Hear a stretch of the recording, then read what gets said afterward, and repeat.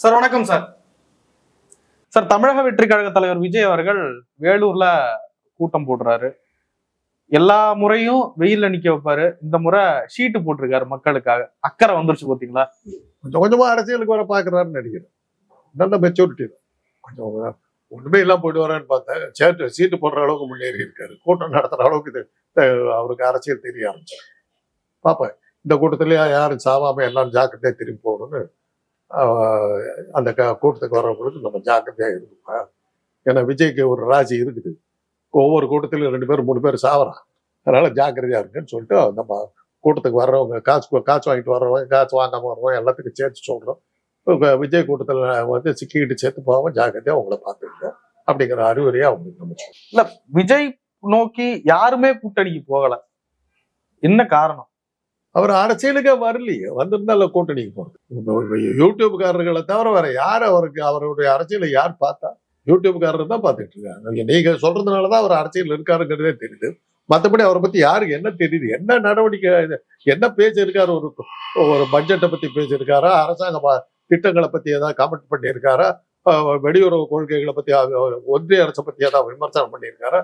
என்ன அரசியல் பேசியிருக்காரு? எங்க போனாலும் என்ன பேச விட மாட்டேங்கிறாங்க, எனக்கு தடை ஒழிக்கிறாங்க, என் கூட்டத்தை கண்டா பயப்படுறாங்க, என்னை பார்த்த உடனே திமுக நடுக்குது, என்னை பார்த்த உடனே அவர் ஓடி போயிட்டாரு, என்ன பார்த்த உடனே இதே எவ்வளவு நாளைக்கு போச்சு? என்ன ஆட்சிக்கு கட்சி ஆரம்பிச்சு 2 வருஷம் ஆச்சு, 15 கூட்டம் போட்டிருக்கு. இன்னைக்கு வந்து உருப்படியா நீ என்ன பேசணும்னு யாருக்குமே தெரியல. உன்னை வேடிக்கை பார்க்கறதுக்கு வந்துட்டு பார்த்துட்டு போயிடுறாங்க. அவருடைய வெற்றிக்கு அடையாளமே என்னன்னா, இது தேர்தலில் போட்டியிடுறதுக்கான விண்ணப்பங்களை கொடுத்தாரு. 1 லட்சம் காப்பி போயிடுச்சுன்னாங்க. திருப்பி எத்தனை காப்பீடா வந்ததுன்னா 5000க்கும் குறைவா வந்துருக்கு. ஆக யாரும் அந்த கட்சியில போட்டியிடுறது கூட யாரும் தயாரா இல்லை. அதான் நீங்க இவ்வளவு அவருக்கு விளம்பரம் கொடுத்து என்ன பிரயோஜனம்? யூடியூப்காரரை பார்த்தா பரிதாபமா தான் இருக்கு. என்னத்த பிரயோஜனம்? அதுதான் அடையாளம். ஏன்னா கட்சிக்கான நிர்வாகிகளுக்கு தேர்ந்தெடுக்கிறது கூட அவர் தேர்தல் நடத்தல. அப்படி இருக்கும்போது அவர் தேர்தலை பத்தி அவருக்கு ஒரு ஐடியாவே இல்லை. அதனால கட்சியில இருக்கிற தொண்டனு கூட நமக்குலாம் ஒன்றும் பதவி இருக்கு, அது மட்டும் யாரையும் வச்சுக்கிட்டு நடத்திக்கிட்டு இருக்காருன்னு சொல்லிட்டு அவனும் வெளியே போயிட்டு இருக்கான். அதான் இன்னைக்கு இருக்கிற நிலைமை. இருந்தாலும் கான்பிடண்டா தான் பேசுறாரு. நாங்க வருவோம், எங்க ஆட்சியில எப்படி இருக்கும். அவரு கூட அந்த கான்பிடன்ஸ் இல்லைன்னா அப்புறம் வந்து கட்சி நடத்துறது என்ன அர்த்தம்? சொந்த அவருக்கே நம்பிக்கை இல்லைன்னா அப்புறம் எப்படி கட்சி நடத்தி என்ன பண்ணும்? சட்டம் ஒழுங்கு சரியில்லை. இனி இது எல்லாரும் சொல்றதுதான் சட்டம் ஒழுங்கு சரி. பெண்கள்கிட்ட கேட்கிறாரு சார் கூட்டம் எல்லாம் இல்ல பாதுகாப்பு இல்லைன்னு சொல்றாங்க. பாதுகாப்பு இல்லைன்னா அவர் கட்சிகள்ல இருக்கவங்க அப்படித்தான் சொல்லுவாங்க. பாதுகாப்பு இருக்குன்னு சொல்றதுக்கு அந்த அவளை கூட்டத்தை செலவு பண்ணி கூட்டி இருக்காரு. முன்னாடி ஒரு 10 பேர் இருப்பாங்க, அவங்க தான் கத்து இருக்காங்க. யாராவது அந்த கட்சி கொடியை வச்சுக்கிட்டு யாராவது அந்த கூட்டத்தில் கலந்துக்கிட்டாங்க பாக்குறீங்களா? எங்கேயாவது அந்த கட்சியினுடைய கொடிகள் எங்கேயாவது பறக்குதான் பாத்தீங்களா? ஒவ்வொரு மாவட்டத்துல அந்த கட்சியினுடைய ஆபீஸ் எங்கேயாவது இருக்குதான்னு தெரியுமா? ஒவ்வொரு மாவட்டத்துக்கு யார் தலைவர், யார் செயலாளர், யார் பொருளாளர் ஏதாவது தெரியுமா? அந்த 4-5 பேரை தவிர ஒரு கட்சி வேற கட்சியில வேற யார் இருக்கா? அது சொல்லுங்க பார்க்கலாம். அவ விட்டா யூடியூப்காரர்கள் தான் இருக்காங்க. வேற யாரும் ஒரு கட்சியில இருக்கா? இல்ல, எப்படி பார்த்தாலும் விஜய் அவர்கள் எல்லா இடத்துலயும் சொல்றாரு 30% ஓட்டு எங்களுக்கு இருக்கு, 30க்கு மேல இருக்கு. முதல் டைம்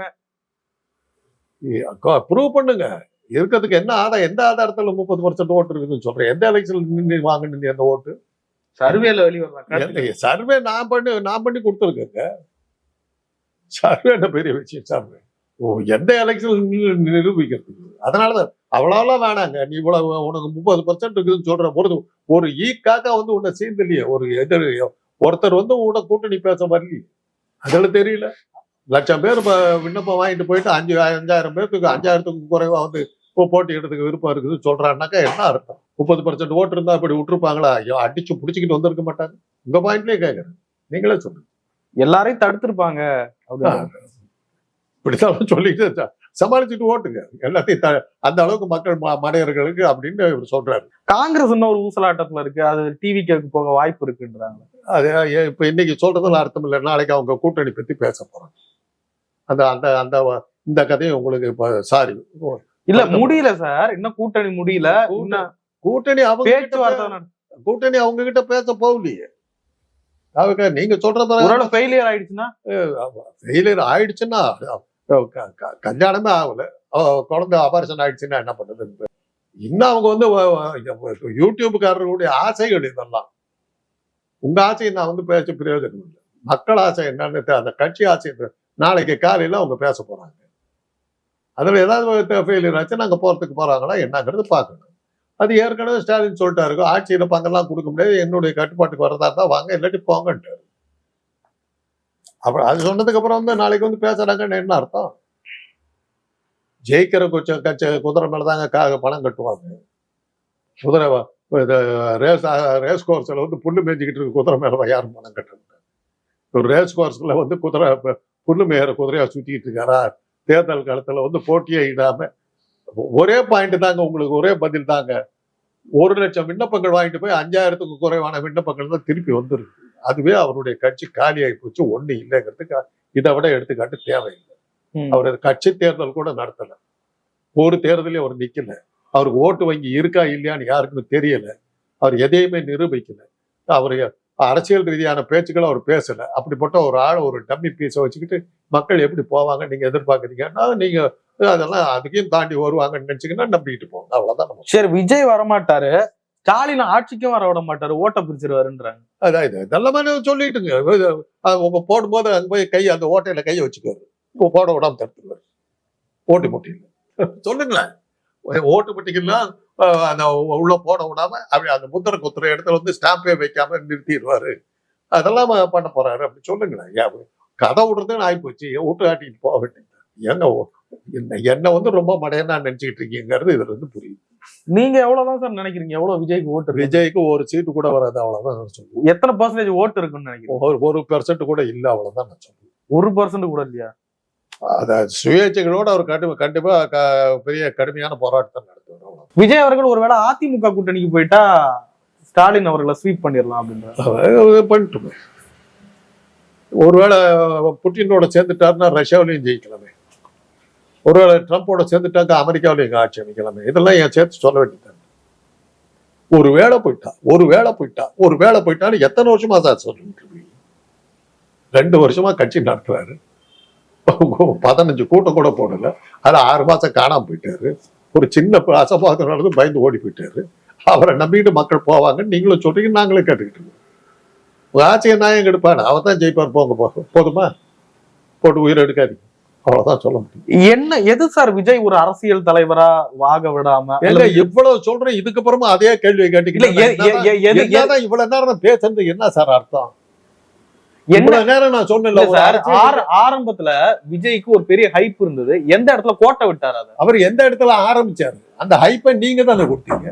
அவர் ஒண்ணும் அவருக்கு இல்லவே இல்லை. அவருக்கு எங்க இருந்தது ஹைப்? இல்லவே இல்லையா? நீங்க அது அமித்ஷா கொடுத்த தெம்புல அமித்ஷா செலவு பண்ணி அந்த கூட்டத்தை எல்லாம் சேர்த்தினாரு. அமித்ஷாவே நொந்து போய் தானுங்களா செங்கோட்டையை கூட்டு வந்து சேர்த்துருக்காரு அவர்கிட்ட. கட்சியை எப்படியாவது உருப்படியாக்க பாக்குறியான்னு. செங்கோட்டை அவ்வளவு பெரிய சிங்கம்னு சொல்ற செங்கோட்டையை இன்னைக்கு அர்த்தமா அடையாளம் தெரியாம அங்க வந்து சுண்டடி மாதிரி உட்கார்ந்து இருக்காரு. அவராலேயே ஒண்ணும் பண்ண முடியலையே. அப்படிப்பட்ட ஆளை எப்படி கொண்டு வருவீங்க? போங்க, நீங்க எல்லாம் போய் யூடியூப்காரெல்லாம் போய் சேர்த்து எப்படியா தூக்கி கூட பாருங்க, போங்க, அப்படியே காப்பாத்துக்கு பாருங்க, போங்க. சீமான் 234 தொகுதிகளுக்கும் வேட்பாளர் அறிவிச்சிருக்காரு. காந்தராஜ் கூட நிக்க வைப்பாங்க, என்கிட்ட 234 பேர் இருக்காங்க சார். 4 லட்சம் பேர் வந்தாங்களா, மாநாடு போட்டிருக்காரு நேத்து. சார் தயவு செய்து இந்த கூட்டம் சேர்றதை பத்தி பேசி என்ன பேஜார் பண்ணாதீங்க. உங்களுக்கு இதே தான் வேலையா போச்சு யூடியூப்காரர்களுக்கு. கூட்டம் சேர்ந்துருச்சா? யாரு கூட்டம் சேர்? எந்த கட்சி கூட்டம் சேரல? 4 வருஷமா அடையாளமே இல்ல. அவன் இந்த தேமுதிக பிரேமலதா கூட்டம் போடுறாங்க, பிச்சுக்கிட்டு நிக்கிறது கூட்டம். சும்மா திருப்பி அதையே போட்டு உயிர் எடுக்காதீங்க சார். கூட்டம் சேர்ந்துருச்சு, கூட்டம் வந்து ஓட்டம் உடுந்துருமா? அந்த அளவுக்கு மக்கள் அரசியல் தெரியாம நாங்களாம் உட்காந்துக்கிட்டு இருக்கோம். இப்படியெல்லாம் சொல்லிதான் ஆடுகளை கவுத்துறீங்க. திருப்பி ஒவ்வொரு யூடியூப்காரரும் வந்து கூட்டம் சேர்ந்துருச்சு. கூட்டம் யாருக்கு சேரல? முந்தின நாள் விஜய் போட்டாரு, மறுநாள் உதயநிதி அதே இடத்துல போட்டாரு, அதே அளவு கூட்டம் அங்க நின்றுச்சு. சும்மா நீங்க ஏற்றி விட்டு நீங்க ட்ரை பண்ணுங்க. உங்க ஆசையை நான் கெடுக்க விரும்பல. ட்ரை பண்ணி கூட போய் அவர் கூட நின்று எதாவது பண்ணி கட்சிக்கு வரவழைங்க, அவர் அரசியல் நடத்த சொல்லுங்க. போங்க, தயவுசெய்து அந்த வேலை செய்யுங்க. எங்கிட்ட நேரத்தை வீண் பண்ணிட்டு இருக்கு. சீமானுடைய நேர்மை எப்படி சார் பாக்குறீங்க? அதை பத்தி எனக்கு தெரியாது. ஒரு நேர்மையானவரா இல்ல, நேர்மைன்ற கேள்விக்கு வந்தாக்கா அதுக்கு பதில் எல்லாம் சொல்றதுக்கு ஆதாரங்கள்லாம் காட்டணும். அது தேவை இல்ல. சமரசமே இல்லாம தோத்தாலும் பரவாயில்லன்னு நிக்கிறாரு பாத்தீங்களா? அந்த திறமைக்கு நீங்க வந்து யூடியூப்காரெல்லாம் ஒன்னா சேர்ந்து பாராட்டு ஒண்ணா நடத்துங்க. அது பண்ணலாம், அது ஒண்ணு நடக்கும். ஒரு நாள் இல்ல ஒரு நாள் மண்ணை பிடிப்பண்றாரு. அதுதான் சார். அதனாலதான் நான் என்ன சொல்றேன்னா, உங்க போன்ற யூடியூப்காரர்கள் விஜயும் சீமானையும் வச்சு ஒரு பாராட்டு விழா நடத்துங்க. யூடியூப்காரர்களுடைய மகத்தான ஆதரவை பெற்ற சீமானுக்கு விஜய்க்கும் பாராட்டுகளும். இதுவும் யூடியூப் இப்படிக்கு யூடியூப் அசோசியேஷன் அப்படின்னு போட்டு நடத்துங்க, யார் வேணும். அதுக்கு தான் ஆகும், வேற ஒன்றும் ஆகும். நிறைவா ஒரு கேள்வி சார், 2026 எப்படிதான் இருக்கும் முடிவுகள்னு நினைக்கிறேன்? தேர்தல் நேர்மையாக நடந்தா திமுக வெற்றியை தடுக்க முடியாது, அவ்வளவுதான் பாயிண்ட். ஆனா தேர்தல் எப்படி நடக்கும்னு நினைக்கிறேன் அது தெரியாது. பீகார்ல நடந்ததும் மகாராஷ்டிரா நடந்ததும் இங்க நடந்ததுன்னா தடுக்க முடியாது. தடுக்கிறதுக்கு எதிர்கட்சிகள் என்ன வழி வச்சிருக்காங்கன்னு பார்க்கணும்.